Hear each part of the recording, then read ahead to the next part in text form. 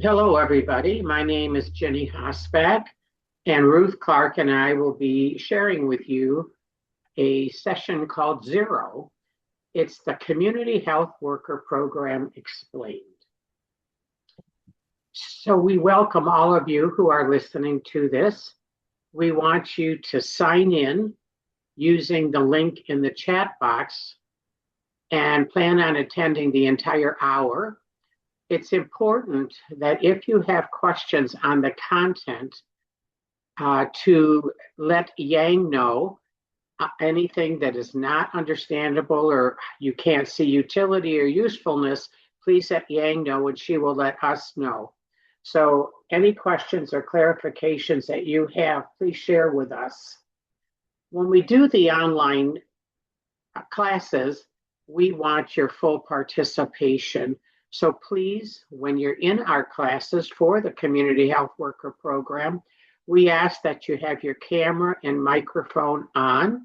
And to share, you may raise your hand or just use the chat function or raise your physical hand and unmute your microphone and just speak and ask so that we can clarify whatever it is that you have a concern. We also ask that your background is simplistic so there's less distraction, and make sure that wherever you are training and listening is clear and in the light. So who are we at Practice Transformation Institute? Well, we're founded in 2007. We're based in Southeast Michigan, and Practice Transformation Institute is a 501c3 nonprofit organization that provides continuing medical education and international accreditors for continuing education and training, also called IACET, accredited learning programs for implementing the principles of the patient-centered medical home and other primary care transformative initiatives, such as integrating the chronic care model into our classes and thinking about the Institute for Healthcare Improvement and their quintuple aim. Our mission is to use proven learning methods and business education strategies in order to empower physicians, advanced practice providers, and their medical office teams, along with the greater healthcare community, through training programs that are customized to fit each group's needs.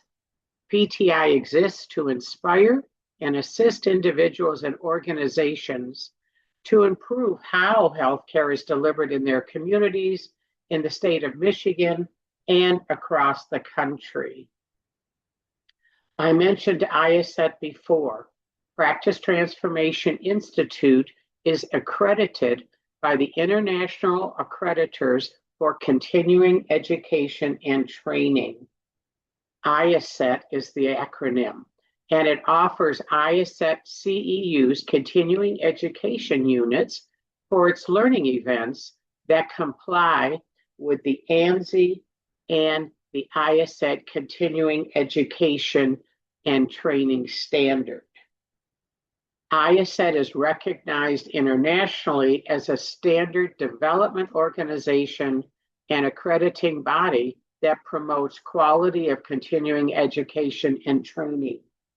And ANSI that you see there, that stands for American National Standards Institute.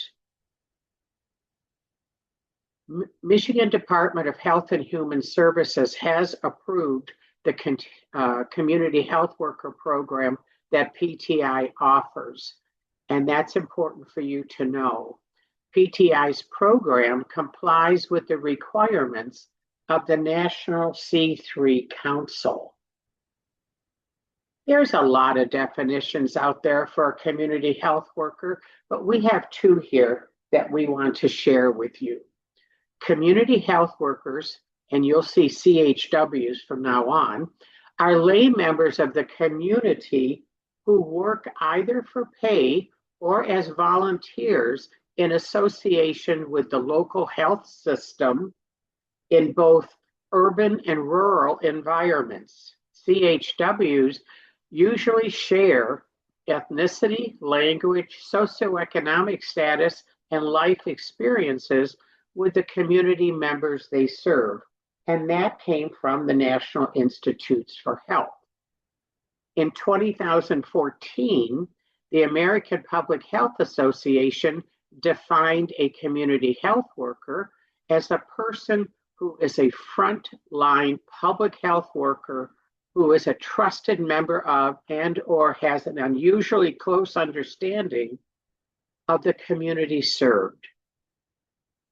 Quote, serves as a liaison or link or intermediary between health and social services and the community to facilitate access to services and improve the quality and cultural competency of service delivery. Both Ruth and I are nurses, and we are profoundly dedicated to helping lay people become community health workers because we truly believe that as a CHW, the impact that you can have on individuals and communities is profound. You are an asset to the healthcare system, and we're very excited for you to consider our program. Historically, let's take a look. The first community health workers in Michigan were trained in the 60s to promote services to their communities. Around this time, the federal government began providing funding for community-based programs that use CHWs to reach underserved communities. Community health workers in Michigan and across the country began having an impact on the national level in 1978. CHWs formed the new Professional Special Primary Interest Group in the American Public Health Association, and that group was renamed the Community Health Worker Section in 2001. From its inception in 1978, this group promotes the community's voice within the healthcare system. In 1983, MHP Salud was formed to address specifically the needs of the migrant farm workers in Michigan. This population needed a lot of attention, and they used the community health worker model to serve their needs. So there are many roles and responsibilities that a CHW has. So we're going to kind of introduce you to those. So why are we increasing our roles on our classes and encouraging CHWs? Because what you do is ever increasing.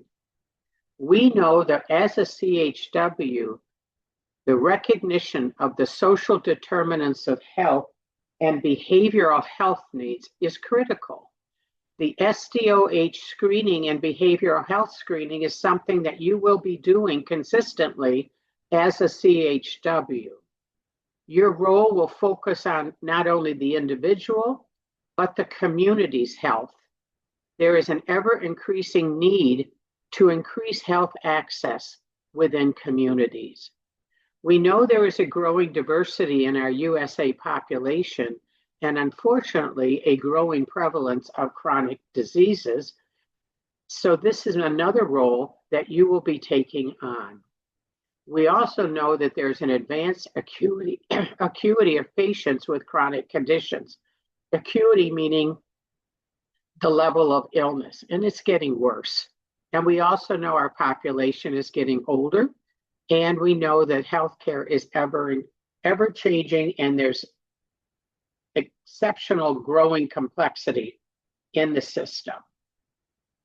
So there's also a commitment in the healthcare industry to reduce health inequities and to deal with the cost pressures of the healthcare system. These are very important aspects of the community health worker's role because you will be helping them to get healthcare and to have their healthcare needs met so that inequities are reduced and cost is reduced. We know there is a shortage of clinical personnel, limiting time with clients and patients. So the blessing is the community health worker can spend a lot of time with the clients, hearing their stories, understanding their concerns, and therefore adding a CHW to the care team is ever increasingly valued.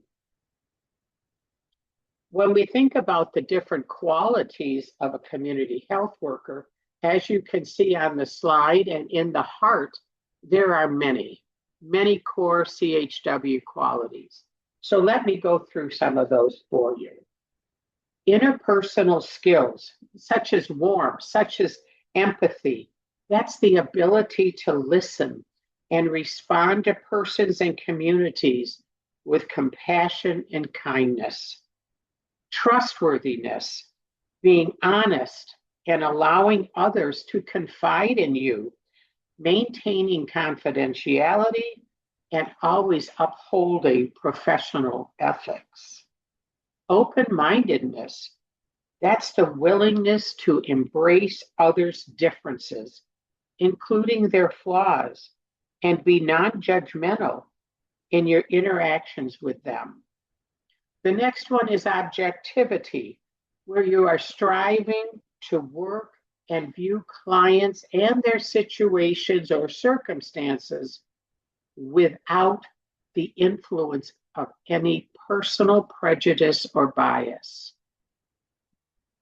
Sensitivity, to be aware of and truly respect the experience, culture, feelings, and opinions of others. We have to respect our diversity of thought. Competence, developing the knowledge and the skills required to provide quality services to all the clients and communities that you work with.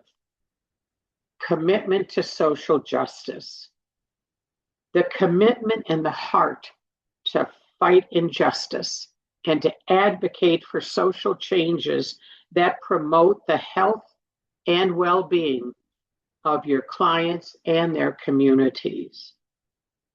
Another CHW quality is good psychological health, to have the mental and emotional capacity to perform your work professionally without doing harm to clients, to colleagues, or yourself.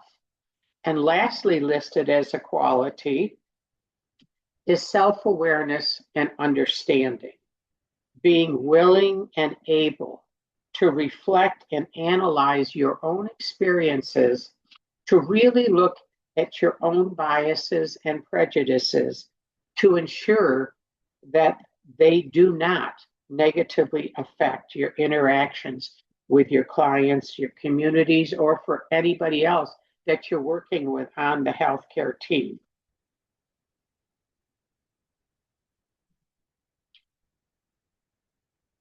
There are different proactive roles for the CHWs. We want them to build on the individual's health knowledge and self-sufficiency through many different activities, such as conducting patient and client outreach, to follow up and help them to navigate the healthcare system. Following up is critically important because you want to know if what you're working with them on and their self-management plan, which you will learn about, is working. You want to support their journey to better health. Coordinating care between individuals, the healthcare providers, and the community organization. We will be talking a lot about communication, and it's important that we have communication to help our coordination of care. Supporting behavioral health by coaching and using motivational interviewing techniques. And Ruth will be teaching 2 whole classes on motivational interviewing. And throughout the program, after that class, those classes, we will be integrating motivational interviewing into different care systems and different maybe case studies, if you will. Providing social support including informal counseling, coaching, and advocacy. We all need to have somebody in our healthcare system to advocate for us, and community health workers do an excellent job with that.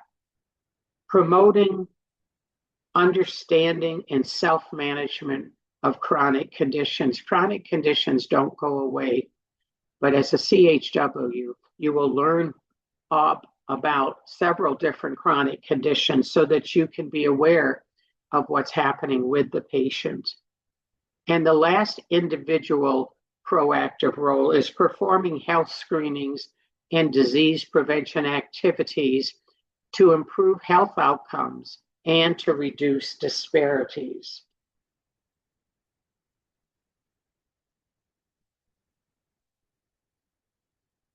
We talked about the complexity of the healthcare system.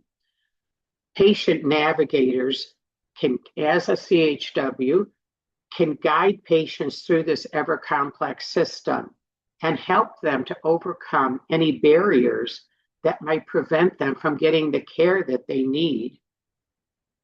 Patient navigation helps people get the healthcare and other resources that they need to be as healthy as possible. So these are different ways that CHW can build on the individual's health knowledge and self-sufficiency.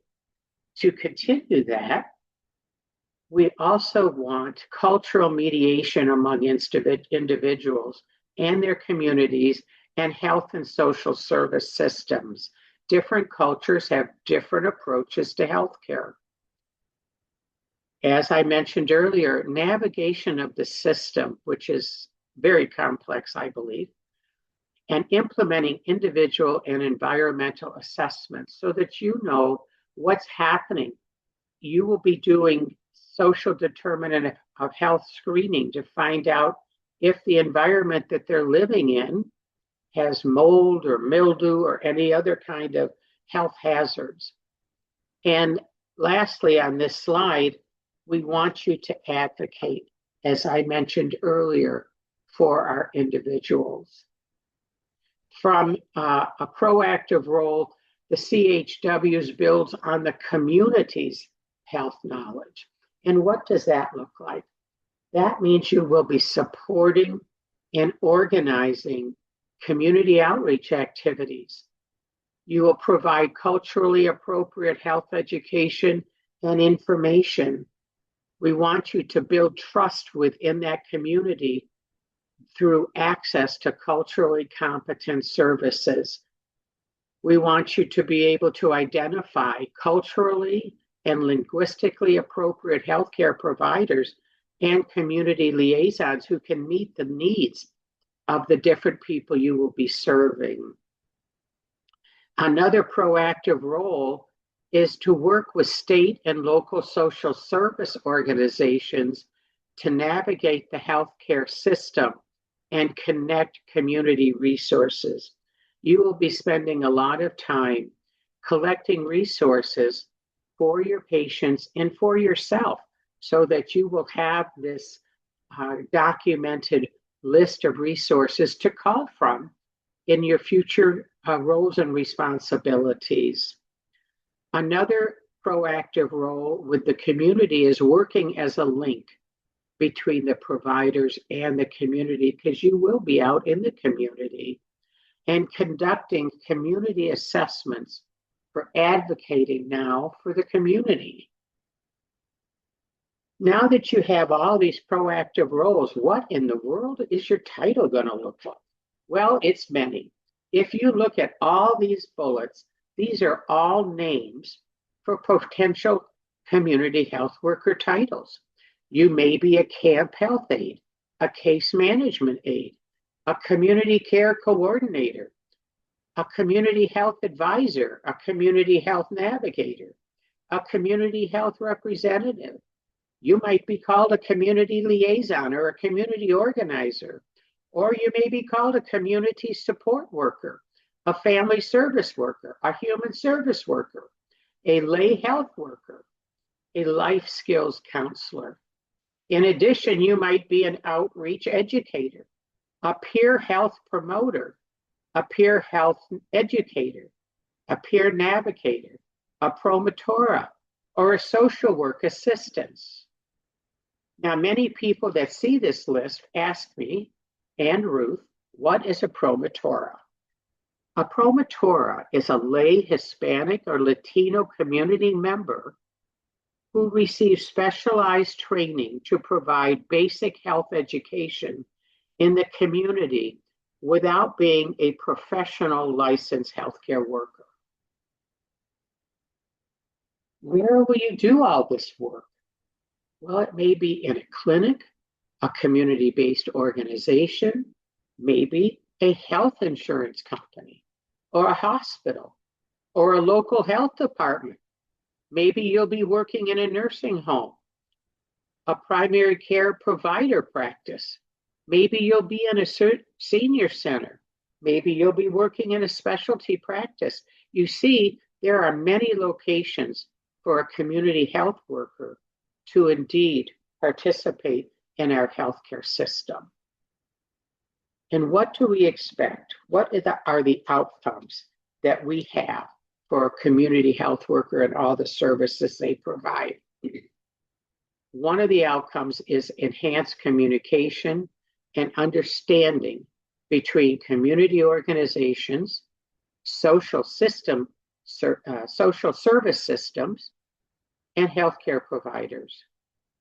Another is to increase access to and appropriate use of healthcare services, to raise health-related knowledge and healthcare screenings, to improve adherence to health recommendations, to promote self-care practices, and to promote healthy lifestyles. For we know that healthy lifestyles help to enable the patient with a chronic condition to have a better life status and health status. And another outcome is to realize the overall cost savings that a CHW can provide. So we have talked about what is a CHW, what do they do, how do they influence the individual, how do they influence the community, what kind of outcomes are we looking for. So now we're going to talk about some of the challenges that CHWs have and how you can overcome them.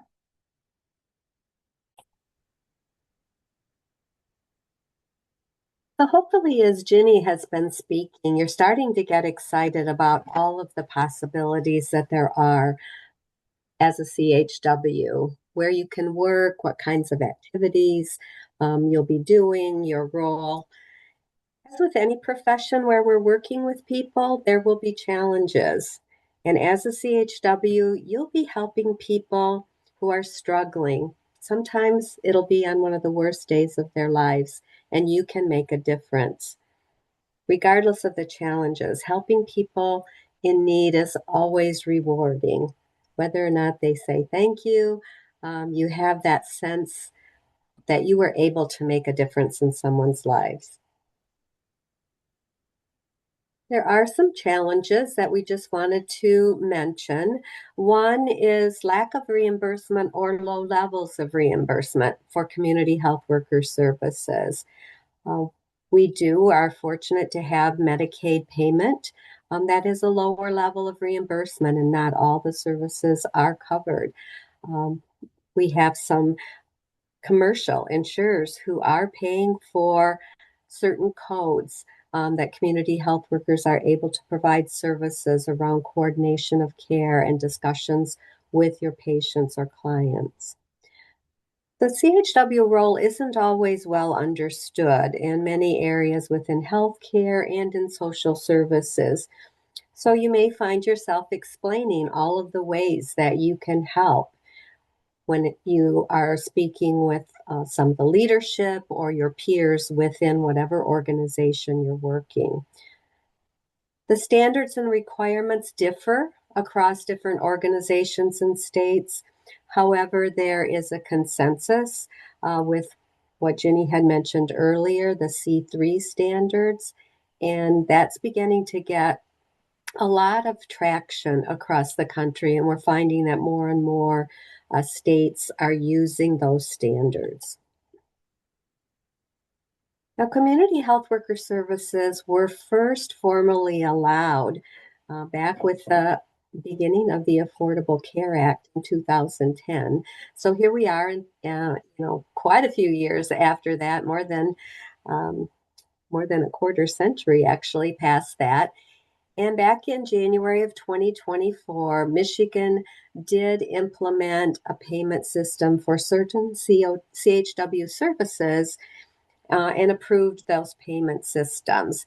So 2 years ago now, that began to be allowed. Each state has the option of creating those policies. So some states don't have payment policies at all yet for their Medicaid services. So we're fortunate. Blue Cross and other payers, as I mentioned, reimburse specific services that are billed by community health workers. Those services must be provided in a patient-centered medical home and a one-day additional team-based care training for Blue Cross. That is as of my speaking here. Things do change as time goes on. So some of that, when we look at specific services billed, sometimes those will change, hopefully expansion of those. Grant funding is also one of the ways that many community health workers are covered within different organizations. So both Ginny and I mentioned the C3 standards. What is it that we're talking about here? There's a group on the national level called the National C3 Council that has been set up. They are there to define what are the comprehensive roles, what are the skills and the qualities of the community health worker. The heart that Ginny showed earlier is from the C3 Council, embodying those qualities. And as you look at that, and we encourage you to look at that carefully and identify those qualities that you have. This council establishes a national consensus. It's a consensus, it's not a requirement, but as I said, more and more states are buying into that and the standards. It provides guidance for how CHW practice and policies can be improved. So as a group that has representatives from across the country looking at different policies that might impact CHW practice and expand that and define that in a better way. And it expands the cohesion in the field and a greater understanding of what CHWs can do. What is the full potential? Many times I'll even hear, well, community health workers connect people to community resources. Absolutely, they do that and much, much more. And so understanding what you can bring to the table is critical. State of Michigan does recognize those 11 core competencies that have been identified by the National C3 Council. And you may also hear CHW Core Consensus Project, which was their former name. These are necessary for the foundational program for community health worker training and education. Once this foundational program is completed, CHWs are required to maintain and report at least 6 hours of continuing education credits that are approved by an approved training program such as Practice Transformation Institute. Practical experience is an important part. And as you'll see on the requirements to obtain that certificate of completion through PTI, you'll find that we do have a practicum requirement as well. These are the 11 competencies. And as I mentioned, PTI's program does meet each one of those and has been approved through a rigorous process by the Michigan Department of Health and Human Services. Communication skills, interpersonal and relationship building skills, service coordination and navigating skills, capacity building, both on the professional capacity level and the community, advocacy skills, looking at both how do you advocate for your patient or client, and then how do you advocate for the community, and also teaching your patient or client how to advocate for themselves. Education and facilitation, uh, individual and community assessment. So looking at data there, what's going on in the community, what are their needs? Outreach skills, professional skills and conduct, evaluation and research. I mentioned looking at data, another area there. And the knowledge base includes a wide variety of things, including some chronic condition management and education, behavioral health, healthy lifestyles. So how do we differ at PTI from some of the other programs that are out there that provide a foundational education for community health workers? We've enhanced a number of areas of focus within the hours that are required for completion. Behavioral health, substance use and disorders. We have 2 full days. We look at a variety of things there, everything from, as it says, substance use and disorders to eating disorders to grief, mental health issues. Chronic conditions, again, 2 full days where we're talking about some of the most common chronic conditions that you'll encounter as you meet with your patients or your clients. Things like asthma, chronic obstructive pulmonary disease, heart disease, congestive heart failure, diabetes, Alzheimer's, and other dementias, just to name some of those. Cultural competency and humility is woven throughout the program. We'll have a session around that, but it also falls into many areas that we're talking about. Similarly, health equity and health disparities. We have a foundational piece of that. What are we talking about? What do we mean? But then that's carried out as a thread throughout as we'll look at health equity, health disparities across healthy lifestyles, preventive services, chronic conditions, substance use, and behavioral health. Health literacy, another area of expansion where we'll look at teach back. How do you know that your patient or client understands what it is that you've just said? Health promotion and prevention. Again, healthy lifestyles, as well as looking at prevention and screening. What are some of the most important screenings? What age? Measurement and data use. Motivational interviewing, Jenny had mentioned, we do 2 full days of motivational interviewing, lots of practice, and then that carries throughout the entire program, as with chronic conditions, healthy lifestyles, and more, where you'll be working with clients and actually sitting down and helping them set a goal around their health. Navigating health insurance. What are all those acronyms? We'll be talking about all of that. And then social determinants, or more currently called drivers of health. Again, another area that will be woven throughout the program as we look at what are the assessment tools? What do we mean by that? How do we have that conversation with our patients or clients?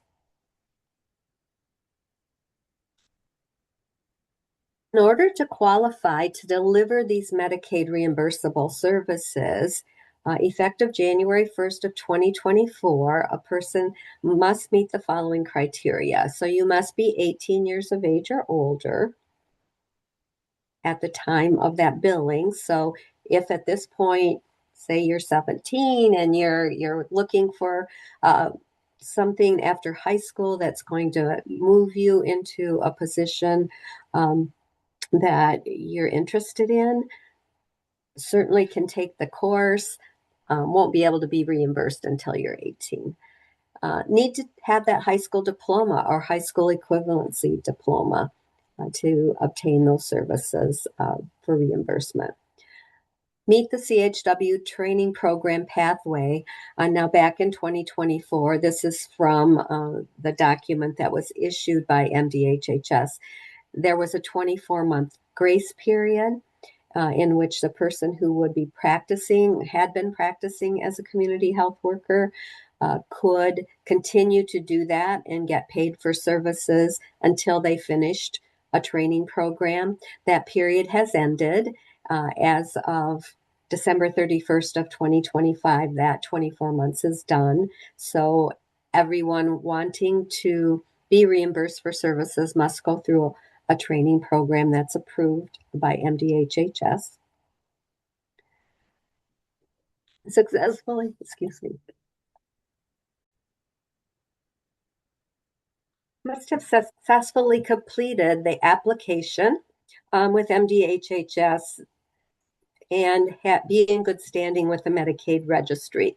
That will be discussed at the very end of the program, and you'll get all the information you need then.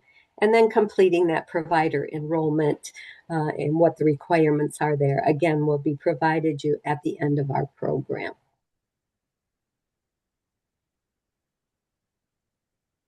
So what do I have to do if I want to be in this program? Let's take a look. There are 103 hours of instruction. Unless your organization opts to have something in person, these will be virtual sessions, all of them 18 weeks from 9 to 4, plus graduation morning that we have. So 103 hours, 25 hours roughly of homework over that period of time, over the whole program. Some weeks it'll be more, some weeks it'll be less, depending on what that assignment is. 40 hours of practicum. So actually working on the things that you've learned in class, having that conversation with a client or patient about a healthy change that they want to make. And that can occur if you're already in a practice or clinic or another healthcare organization or community setting, and this is enhancing your role there. This can happen there. You don't have to step aside and do something outside of your organization. So 168 total hours is what we're looking at. A CHW program certificate of completion is required to register on the Michigan Medicaid CHW registry. So this foundational program, when you obtain your certificate of completion, that allows you to then register. This is a sample calendar, depending on when you start the program, which cohort you're in. There'll be different dates, but by and large, this is how the program unfolds. You'll have a mandatory first session of basics. Very important, that one. It does give you a little sampling of many of the areas that will be expanded as we move along. Communication part 1 and part 2. So again, that expansion of that communication.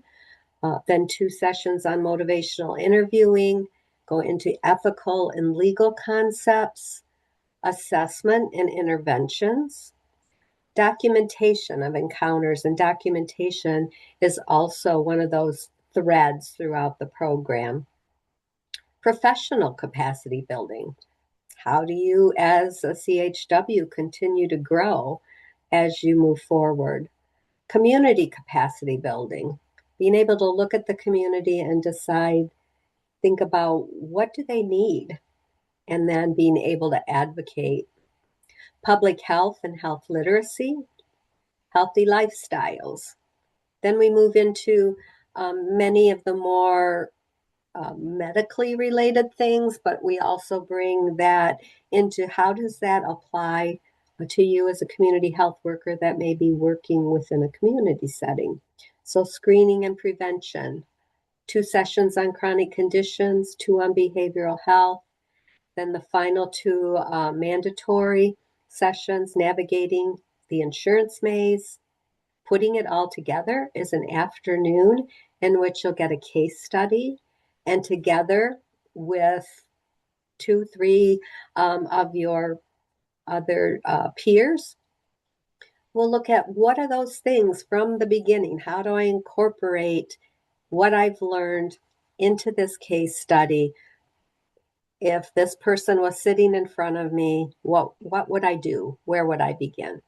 And then graduation, which is generally not more than a morning, but a nice opportunity. You'll be sharing a PowerPoint presentation, just 5 to 7 minutes, nothing big, but just share with everyone, what is it that you learned from this program? How did it make a difference in one of your patients' or clients' lives? Within the program as well, depending on whether you're the fall winter or the winter spring, you will have a break within there where you may have a couple weeks, 1 or 2 weeks, where there wouldn't be class. So the requirements: 18 years of age or older with a GED or high school diploma. You must have some basic communication skills and the want to, so to speak, to learn additional ways to communicate, because we do, if you put these things together, we have about 4 weeks of communication. So you'll be getting some good help there. Basic computer skills. This, as I mentioned, is virtual, so you'll need to have access to a computer, the internet, so that you can have audio and video capabilities. We want to see your faces and we want to hear your voices. That 168 hours of training includes a lot of different things. Virtual sessions, we have a number of case studies, we do role playing, we have discussion periods, homework, of course, we mentioned, weekly. A practicum where you're working on things as you go along.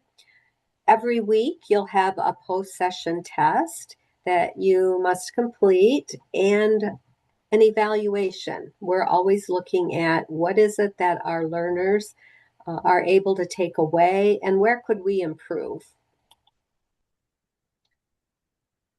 You are expected to be present and actively participate in all the sessions. We understand that things come up.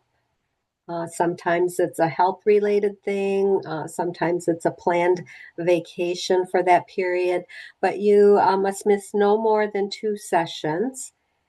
Notify a PTI team member if you're going to be absent, and you'll get information on who that is and how to do that. If a session is missed, we do expect that you will view the session recording. Each session is recorded, and turn in a 1-page summary where you reflect on each learning objective of the session and how you can apply what you have seen, heard in that session recording in practice. Of course, we mentioned session 18 and 19 are mandatory, as is the first session. So those are required as you're planning. Turn in your homework assignments by the due date. We do have a syllabus, and that will have all of the due dates available, as well as post-session test, a passing score of 70% or greater. We do allow you to retake that if you don't get 70% the first time, and submit all evaluations. And again, those due dates will be in the syllabus.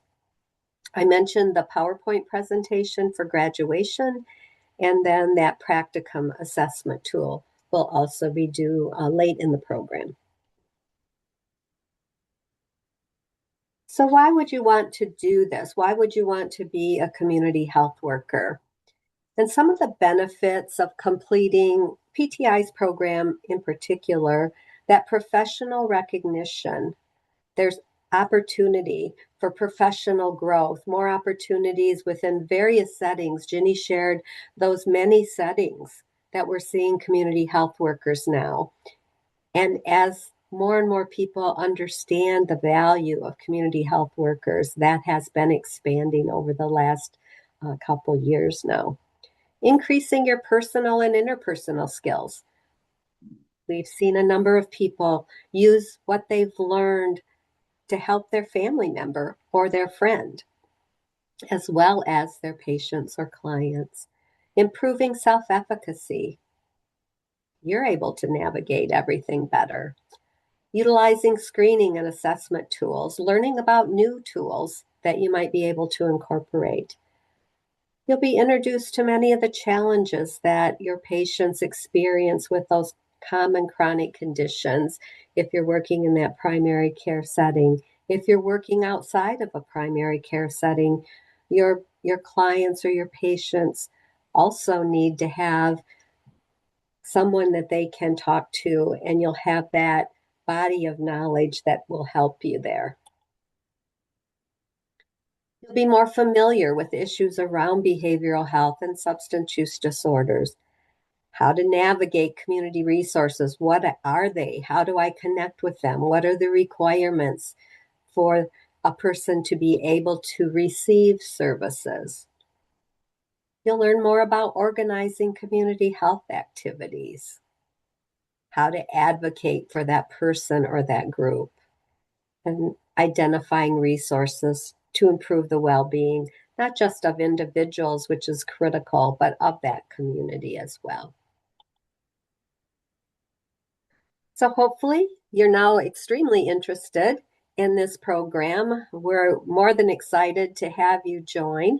To learn more and to get next steps, visit Practice Transformation Institute's website. Here is where you will connect. There is a link to the Community Health Worker Program where you'll be able to register for the upcoming cohort that works best for you.